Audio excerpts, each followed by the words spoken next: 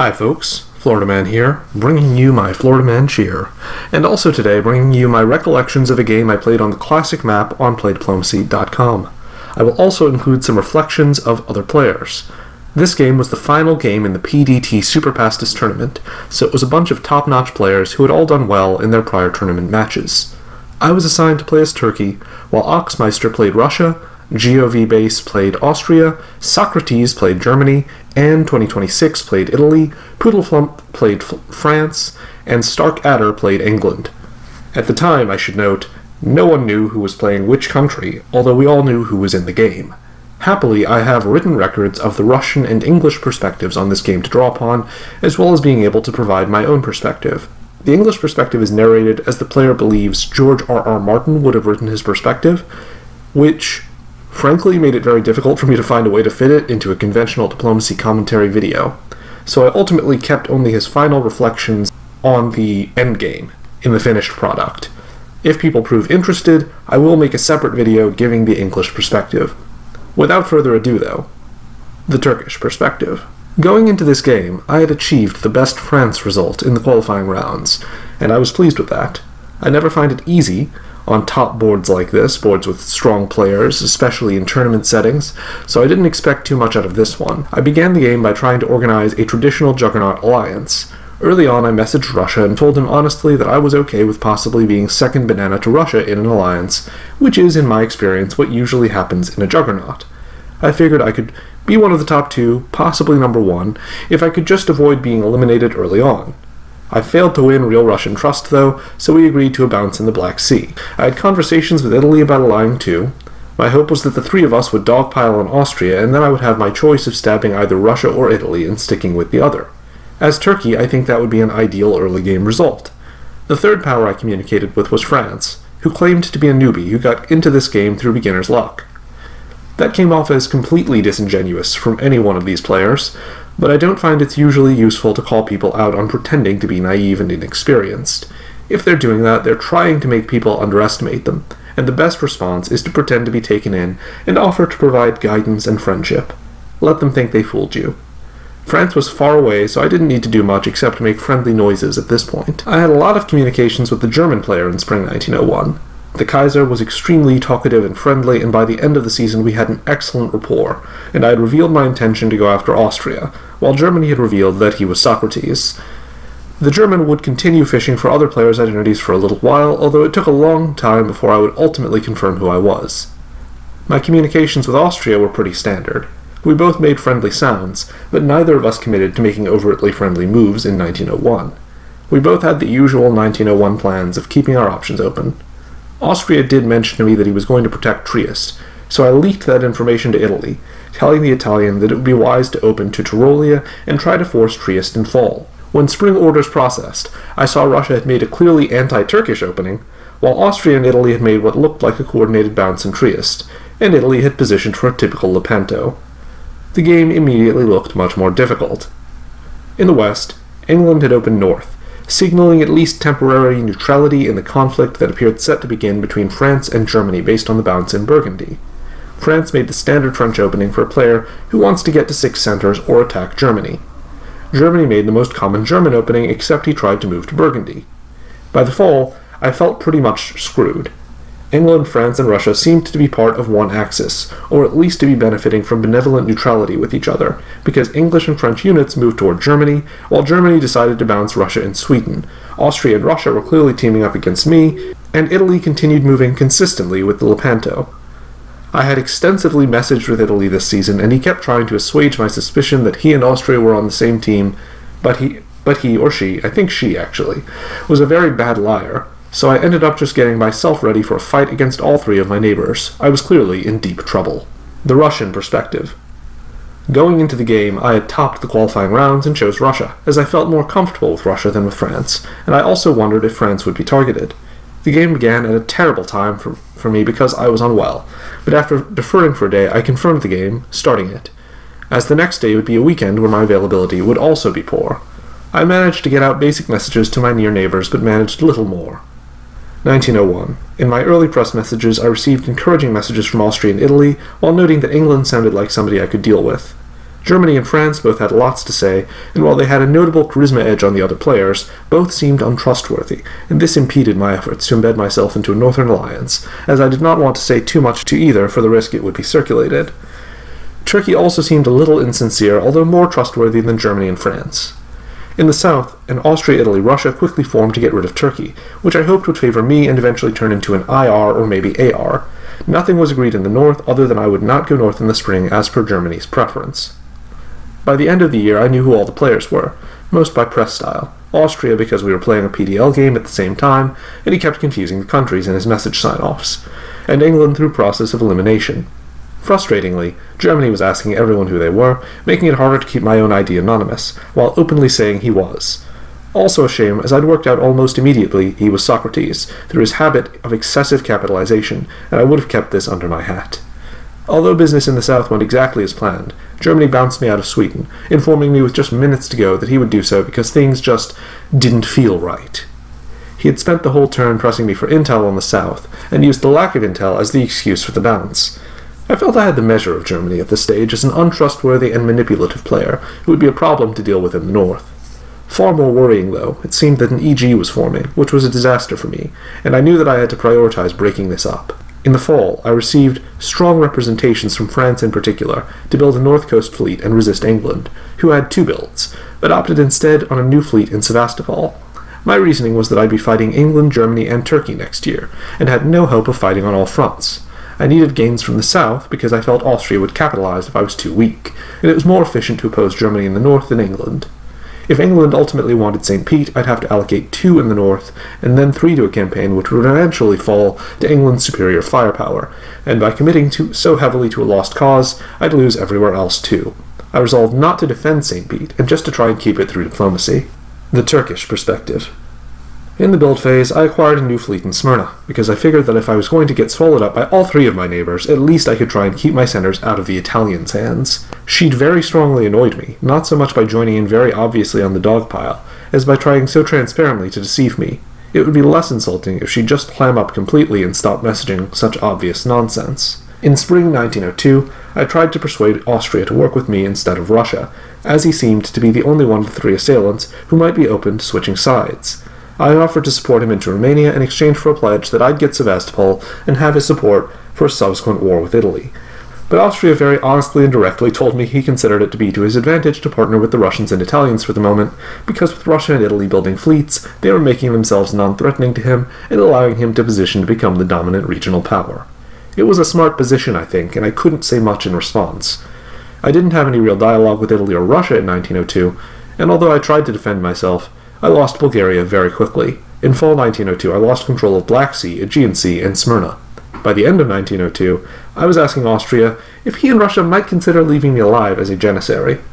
In spring 1903, we discussed the possibility and the mechanics of this, and although I was pessimistic about what would likely happen to me, we agreed that Russia would take Constantinople and get rid of that army, and then Russia and/or Austria would support me into Smyrna. I didn't know if I really believed this was likely to actually go through, but it wasn't as though there was any likelihood I'd survive if they didn't decide to make me a janissary at this point, so I destroyed the army, baring my throat for them.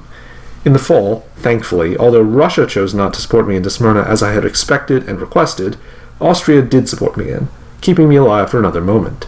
I immediately began considering how I could recover and begin growing stronger.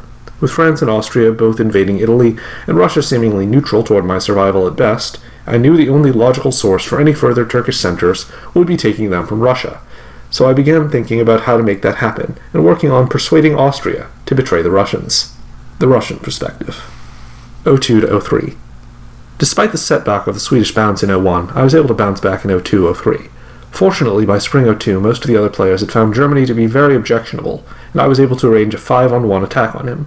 England's allegiance came at the cost of him taking Sweden, but this still seemed better than facing an EG, and I was able to focus more in the south and make strong progress against Turkey, picking up builds in both years. I had an informal intelligence-sharing alliance with France and Italy, which was interesting if nothing else, as France told us pretty much everything from her western neighbors, press, orders, etc., but this still made me nervous that France would be sharing anything I said back the other way, so I didn't commit too strongly to this option. By the end of 03, Austria wanted to take out Italy. I would have much preferred an IR, but I was now worried by how much trust Italy was putting in France, and since Austria was keen to form an AR, I decided to go with it. I was becoming time poor at this point in the game, and regret not making the effort to properly discuss IR with Italy as an alternative. Austria stabs Italy successfully in the fall as France also moves on her.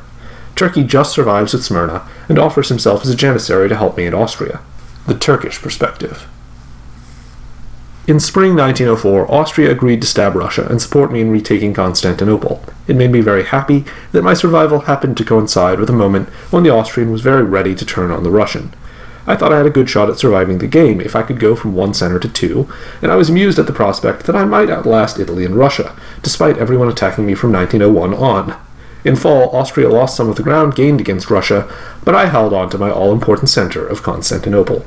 With the build phase, Austria and I agreed that I'd be most useful with a new army, to go after Russia and get some more builds from him. The Russian perspective. 04 and the Austrian stab. An English-Russian-Austrian alliance was arranged as 1904 started. The idea was that we'd have non-aggression between each other, take out the other players, and would race to the 12th center. I knew I'd probably have to ultimately stab either Austria or England for the win, but I was happy with the framework in the meantime, because it helped remove dangerous players from the board. Sadly, Austria stabbed the very next season, as we were meant to start our demilitarization, walking into Warsaw and Romania in the spring, and helping Turkey into Constantinople. It was a ruthless stab that was well executed at a tactical level, and in his post-stab message, he seemed pleased as punch with himself. Although I was angry with Austria, I was unhappy with myself, as I played 4 times with GOV Base this year, and knew him to be an opportunistic player, and yet gave him the opening. I also had put appallingly little effort into comms over the preceding days, and the results showed. I resolved to correct my attention deficit, and worked the board to try and find a route to stay viable. With England still on side, and Turkey seemingly amenable to switching later, I focused my defense entirely on Austria, limiting losses to just 1 center to Austria and 1 to Turkey. The Turkish perspective. With spring 1905, I was very pleased to continue speaking with both Austria and Russia. Given that I was this small, and it was a time-limited game, I was ready to make some very risky plays if I had the opportunity, because that was the only way I'd get near the board top. So I took the sure thing of recapturing Ankara, and I was pleased to see Austria and Russia continue fighting inconclusively to the north of me, because that would give me the chance to be the ultimate winner of their war, by absorbing centers ultimately from both of them. That's the true advantage of the corner position. I can betray anyone in the mid to late game, and I'm somewhat insulated from consequences. With the fall, I entered Aegean Sea, ready to join Austria in fighting against France, and I built a fleet in Smyrna. Russia was communicating to me and Austria about holding a line against the Entente in the west, but he was also communicating to me about a possibility he seemed to find tempting of simply turning on Austria and hoping he'd be near the board top in the end, maybe working with England and France a bit. I did not find this a particularly good plan because the English and French were clearly the rivals for top board, they'd been allies since very early on clearly, and working with them would mean they'd be sure of victory rather than just probably winning. I didn't try to talk Russia out of what he wanted to do, though, because I figured there'd be more opportunities for me to grab centers in the chaos if he and Austria continued fighting. The Russian perspective. A difficult mid-game. The next years were spent trying to survive until the dynamic changed. I had to balance threats from England and Austria-Turkey while trying to focus the powerful powers elsewhere. Germany, meanwhile, was becoming increasingly disagreeable in his messages, and in 1905 sent a private message to me, England, and France, telling us how we were terrible players, how we'd enabled England, and how England would have already won the game had he listened to him, etc. It was hard to reconcile Socrates' high ranking with what I viewed to be poor diplomacy, but I noted that his ranking mostly comes from generally easier pickup games, where there are often more malleable players, and I wonder if he was rattled when players in this game weren't doing what he told them they should do. Either way, it served to bring me, England, and France closer together, despite clashing in the early game and pursuing mutually exclusive objectives. A minor hitch occurred in 05, when I moved Moscow to St. Pete, something I was able to do because I'd made peace with Austria, to protect against any English opportunism, only to find it bounced. England claimed a misorder, but whatever the case, I chose to use the political capital to solidify my relations with England, who I needed to keep on side, assuring him he'd get St. Pete later in the game if he was patient. In 06, my renewed cooperation with Austria had turned into a race to form a stalemate line, with the odious German influence, who was doling out derogatory opinions of us while simultaneously requesting orders, and the likelihood of the arrangement only benefiting Austria, making it repellent to me. I did believe at this point I had a chance at the toilet paper award if I could form a loose Russia, Turkey, and England-France agreement to squeeze out Austria-Germany, and hope for England turning on France as France overextended in the Med. I tried to get Turkey on board, but I think AT were too tight at this stage, and the Turk demanded any stab happen in the fall. With time running out, I declared that I was blowing open the stalemate line in the center whatever, and told the Turk I'd support him if he joined. Sadly, Turkey stuck with Austria, but Italy clung on in the south to ensure Germany took a well-earned early bath. The Turkish perspective. So Russia continued to basically scheme as a janissary for the Entente for a while. I really couldn't see why he believed he had a shot to come out on top if he worked with them instead of forming a line with us, and trying to force them to turn on each other or running out the clock. England and France were doing him no favors that would justify his faith, except for not taking St. Petersburg by force immediately. By fall 1906, though, when he wanted me to have stabbed Austria, he was supporting England into Prussia. It appeared, as an outsider to the Russian position, to be a bizarre effort to throw Russian centers to England and give England the solo, but I couldn't see how France or Austria, or I, had made him desperate or angry enough to do that. There was no logical possibility of upside. The only thought that could be behind it must be of the wishful variety. With the 1907 orders, I gradually repositioned to ignore what was happening in the Mediterranean for a little while and try to go after Sevastopol. Although I NMR'd in spring 1908, and therefore did not make any progress, but also didn't lose any ground, I finally captured Sevastopol in fall of that year, while England walked into the undefended Russian center of Moscow, as Russia chose to focus all his efforts on fighting Austria, a strategy that caused him to drop to 3 centers this year. With spring 1909, I tried to strike a devil's bargain with the Entente, in which I pledged to both France and England that I would shift the board top to them instead of the other in exchange for help against Austria and Russia. From England, I wanted support in holding on to Sevastopol. From France, I wanted support in taking Bulgaria, in the form of cutting Austria's support from Serbia. In exchange, I promised France that I'd support her into Serbia in fall, and I promised England that I would refrain from giving France that support so England could retain the board top position. However, one of them, probably England, leaked these negotiations to Austria, and neither of them ultimately followed through with their end of the deal. England actually supported Russia in retaking Sevastopol. I suppose he wanted to reward the Russians' loyal service over the last few years, which was admittedly a good-hearted thing to do. It was my intention to use the final season to capture Romania, and thus finish the game with 6 centers after having retained Sevastopol, but sadly, thanks to England's unexpected last-minute betrayal, I finished with only 4. I was a little disappointed by my performance in the endgame, but pleased about my comeback and the fact that in terms of end result, I did better than any of the powers who attacked me early on. I don't think it's possible to do much better if you're attacked by all your neighbors for the first 3 years than I did in this game, given the time limit, so on balance I'm proud of my overall performance. I did think it was a shame in the latter half that we couldn't come together in the East to keep England and France from being the top 2 seemingly easily, and I was astonished at what appeared to me to be a lot of Russia throwing the game to England in the endgame. It just didn't seem rational, and it nearly killed him off. If Russia had just formed a line against England with us, he would surely have still had Warsaw, Moscow, and Sevastopol at least at the end.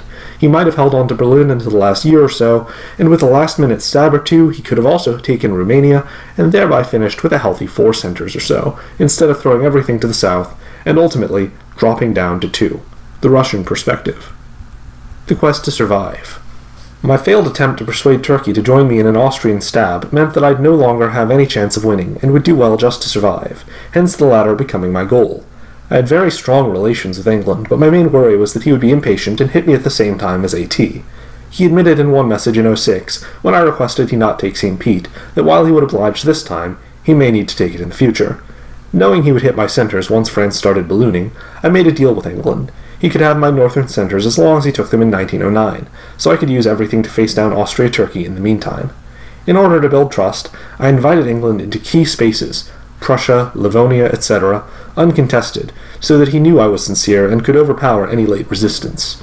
I also asked France to play for position instead of gains in earlier turns. But she ignored this, stabbing Italy in fall 07 to go +2. I can't say I blame her, because she needed to make gains if she were to win, but it would make things more challenging.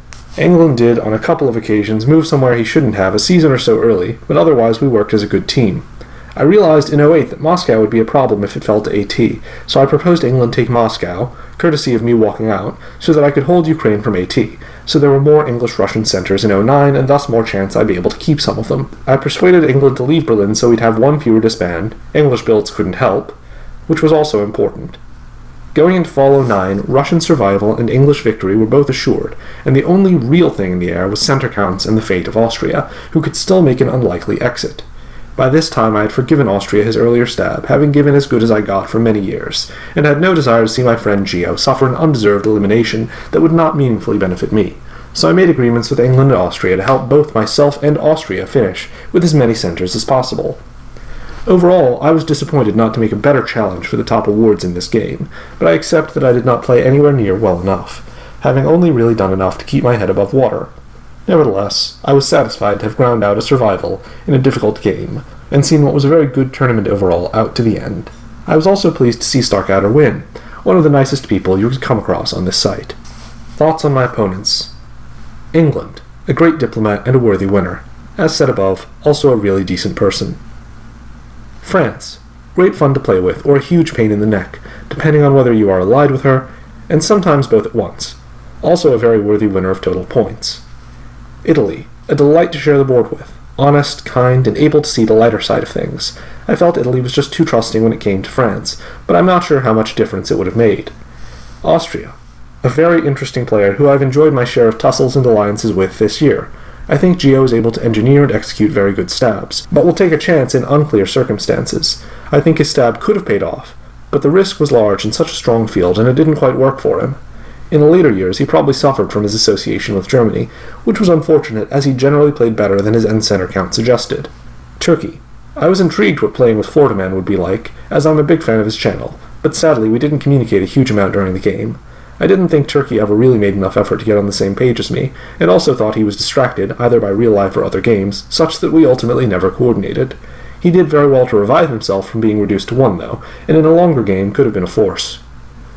Thanks all for the game. My thanks also to the tournament organizers, Caladrius, Dib, and Strategus, who have all worked hard to make this for us all.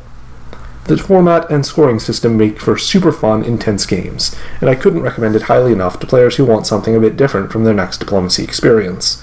I still don't know which of PDL or Super Pastis I'll do again next year, but probably not both. But look forward to seeing many of you again. Additional Russian thoughts.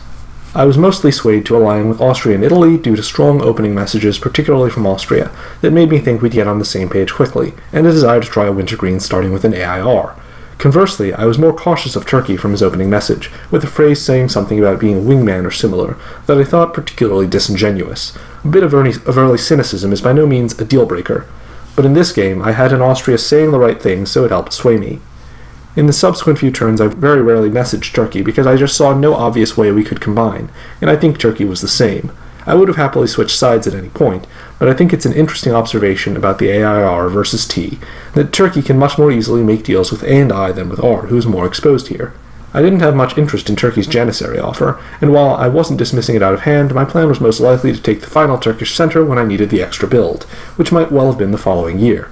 However, a plan to stab Austria might have swayed me. When Turkey turned on me with Austria, I was not surprised, as I had been lazy with messages that spring and didn't harbor any grudge, hence walking out of Turkish centres and focusing on Austria. I assumed Turkey would be happy to soon turn on Austria in an effort to play us off against each other. I became frustrated in 05 and 06 as it didn't seem like Turkey was willing to work with me. When I proposed we attack Austria together, and Turkey proposed a fall attack, I was in a difficult spot. I didn't really want him in Romania first, and time was ticking to actually make a run at the game, so I also wanted to attack in spring and let EF through to give us a bit more time. I realized the lack of surprise was a disadvantage, but overall it still felt better to go ahead right away. Sadly, I was really busy that day, and wasn't able to discuss it with Turkey properly, and in the end, he stuck with Austria. I did not know, and still do not, how willing he was to move against Austria with me. But after he chose to inform Austria, overworking with me effectively ending any chance of victory for himself, I was dismayed to the point I was no longer happier to see you gain my centres over Austria, and my defence thus became tactical.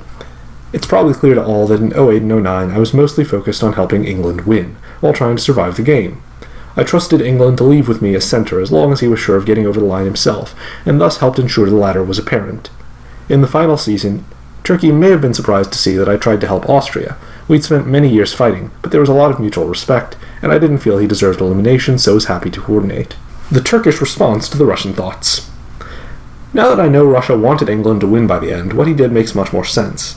I can't say I would have had the same or similar motivations in the circumstance, because he could have achieved a much better result for himself if he didn't try to throw to England, but that's the value of likability in diplomacy.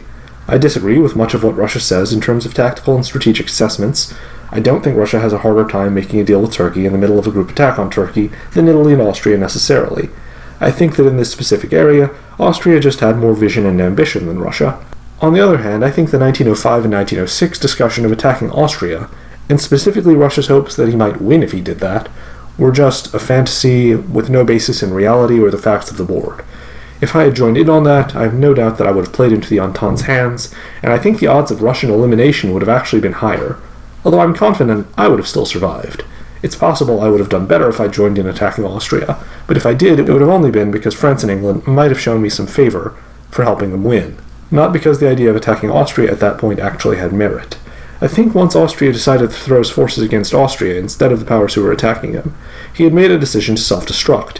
If he had also gotten me to join in attacking Austria, he would have made progress against Austria in the short term, but I think it would have also still been self-destruct with additional steps. And final English thoughts. As England, I felt very scared to have the incredibly skilled and persuasive Poodleflump as a neighbor, and I played a cautious game as a result, trying hard to maintain a close alliance with her until I felt I had a solid chance at victory, and then, to my regret, breaking earlier vows and moving against her. I also benefited from an early alliance with Germany, which I broke in the second year because I needed to grow somewhere, and Poodleflump and I agreed that Germany was the right place to start. The power that helped me most in this game was Russia, first as a quiet partner, later more openly, and finally in allowing me to win the game at his expense. I chose to side with him against Austria despite good relations with both, when Austria stabbed Russia, fearing a stab the other direction, partly because I was in a three-way alliance with them at the time, and partly because I feared Austria could solo. At the time, both Italy and Turkey were very weak, and Germany was still around and could have helped Austria win. This also gave France a direction to go that was not my direction. I spoke regularly with Italy and Turkey, but we did not border one another and never formed the sort of alliance that would have allowed an attack from both sides against Russia or France. I never expected to win this game, though my early success gave me reason for hope. My cautious and at times bumbling play in the mid-game was a result of not wanting to get too strong too early, as well as some of my own mistakes. In the endgame, I sought to hold on to all my gains and pick up uncontested centers where I could. I probably could have maintained my alliance with France until the end of the game. I turned against her in 08 because I had the extra forces to make it possible, because others had been urging it for a long time, thought it was a bit too late to help you, Austria, and because I wanted to deny her a surprise finish where she grabbed a few extra supply centers and outpointed me. I did not play this game for points or even just to win. I played diplomacy to have fun negotiating and strategizing, and this game gave me plenty of both. Thanks to all others who played, for a memorable diplomacy experience for me at least. The North remembers. I rarely win any game and have never won a tournament game before. The mistakes I made in this game were my own fault, and when I communicated falsehoods, that's on me too. I have to confess, I was scared shitless to be in a game with so many great players, especially next to Poodleflump, who had bested me in many games before. All I wanted to do was survive to the end, and when early success against Germany occurred, I was more focused on holding on to my gains than playing aggressively enough to win. So if I failed to take advantage of some of the opportunities Germany, Austria, and others pointed out to me, it was my fault. A final word to other powers. France. Thank you for a great game, many wonderful message exchanges, and a great alliance. Sorry I broke it in the end. It was not about you, but about my paranoia. I'm glad you came in second. Russia, you were honest with me from the start, and I would have loved to see you end with more supply centers. Great respect for your style, and I hope we meet again soon on another map. Austria, we also exchanged a lot of messages, and I was ready to finish the game allied with you. The stab of Russia was understandable, but enabled me to get others to join me against you. Probably saving a few relationships as a result, so thanks. Italy. So sorry to see you go early in the game, as I always enjoyed our message exchanges though we never met.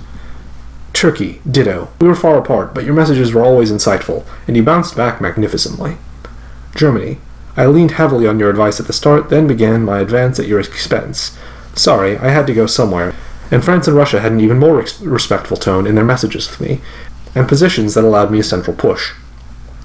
In another world, in another time, we could have been allies to the end. Thanks for a memorable game for me, even if it turned out to be boring for you and others.